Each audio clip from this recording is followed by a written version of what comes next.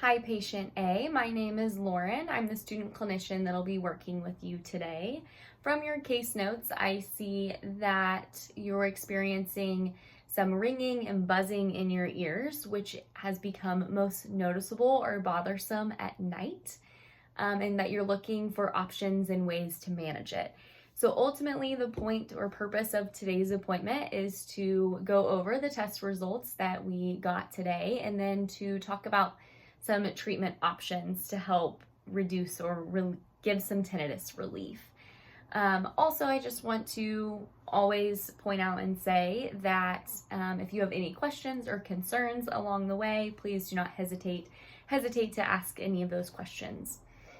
So to start, from today's appointment, we see that your hearing loss has remained relatively stable since the last time we saw you and that your eardrums are moving normally, which is great. I'm just going to kind of walk through and educate and explain kind of what tinnitus is. So tinnitus, or ringing or buzzing in your ears, is often a common symptom related to hearing loss. So tinnitus is when you hear that ringing, buzzing, or other sound in your ear that isn't actually there. This often happens because of damage to the tiny little hair cells, which can be caused by hearing loss or noise exposure. When these cells become damaged, our brain will actually misinterpret these signals and make you think that you hear sounds that aren't actually there. For patients who experience hearing loss and tinnitus as yourself, the first line of defense is hearing aids. We see that you are an experienced hearing aid user and that you have been wearing a pair of Phonak BTEs for the past 8 years and are doing really well with them. A couple of things to kind of talk about there is, since your current hearing aids are on the older end, I want to talk about potentially considering upgrading to a newer technology level within that hearing aid. Oftentimes, just with how technology is evolving, the new technology components may help not only with the hearing loss component, but also help relieve tinnitus. So to continue, I'm going to chat about our goal is to make that tinnitus feel less important in your life and ultimately change how your brain reacts to it. So an analogy I like to use is to consider your nose. Consider the fact that your eyes can see your nose all the time, but your brain actually chooses to ignore it. That's ultimately a similar thing that we want to happen with tinnitus, is that although that sound or ringing or buzzing may be present, we want to alter or adjust how the brain responds to it, and that we want the brain to no longer pay attention to that ringing or buzzing sound. So there are different treatment and managing strategies that we're going to discuss. So since you expressed that ringing is most bothersome at night, we're really going to try and focus on building healthy sleep patterns and a sleep routine. Sleep is crucial because this is actually when your brain heals itself and restores itself. So for this, I kind of like to consider your brain like a battery, and that your battery needs to be recharged as your brain needs to be recharged. The way that is done is through sleep. There are different factors to consider to help with a healthy sleep routine. So some things that we're gonna work on is to avoid going to bed hungry. Also try and avoid having stressful or overwhelming thoughts and conversations right before bed.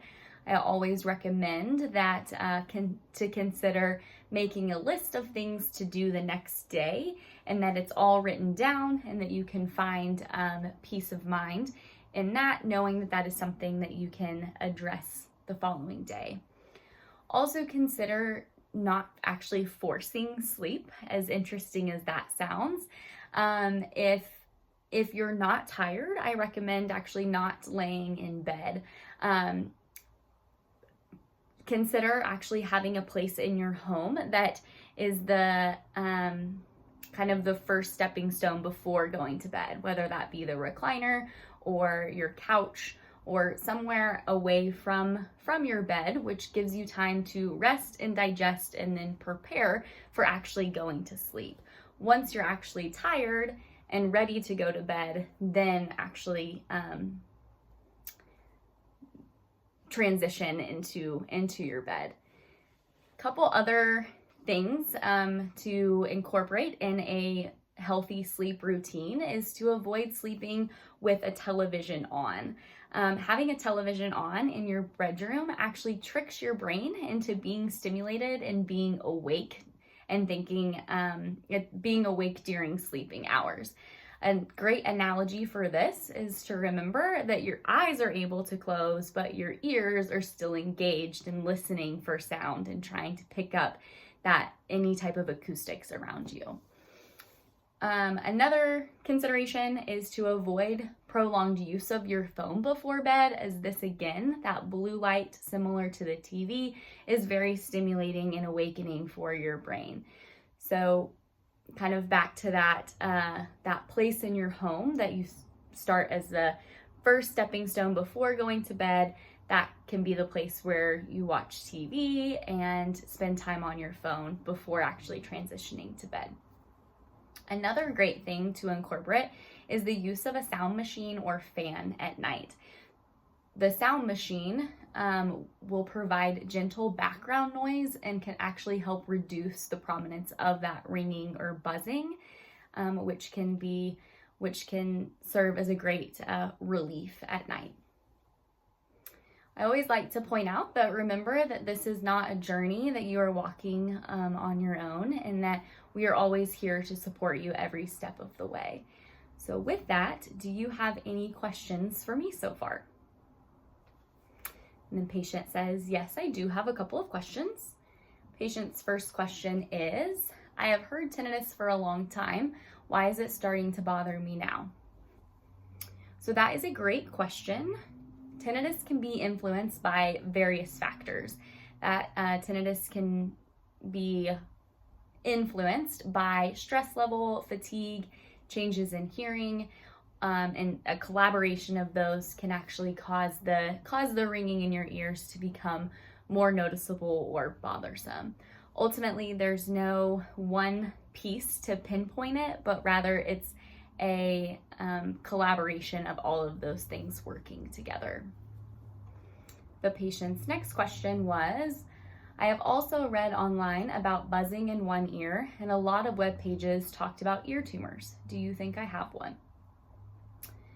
So I understand your concern, especially after reading information online. It's natural to worry when you come across terms like ear tumors, and that is a very serious thing.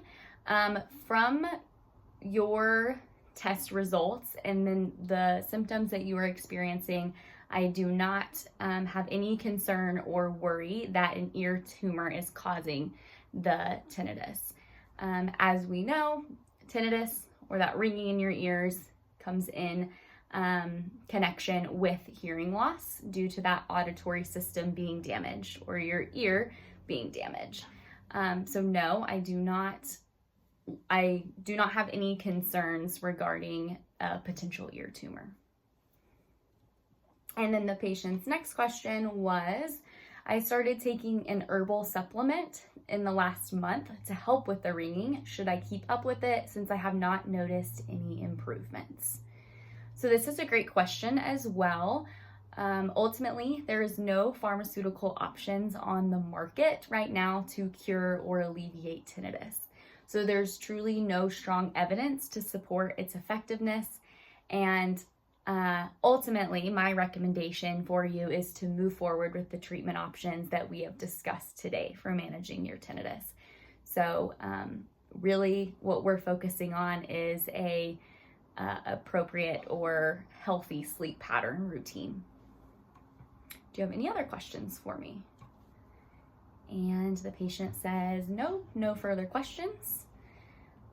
And then, so ultimately, I'm so glad that we were able to discuss the ringing in your ears and then some strategies for managing it. always like to say this several times, that remember you're not alone in this, and that I'm here to support you and to answer any other questions you may have or need any further assistance. Please do not hesitate to reach out and schedule a follow-up appointment here at our clinic. Thank you so much.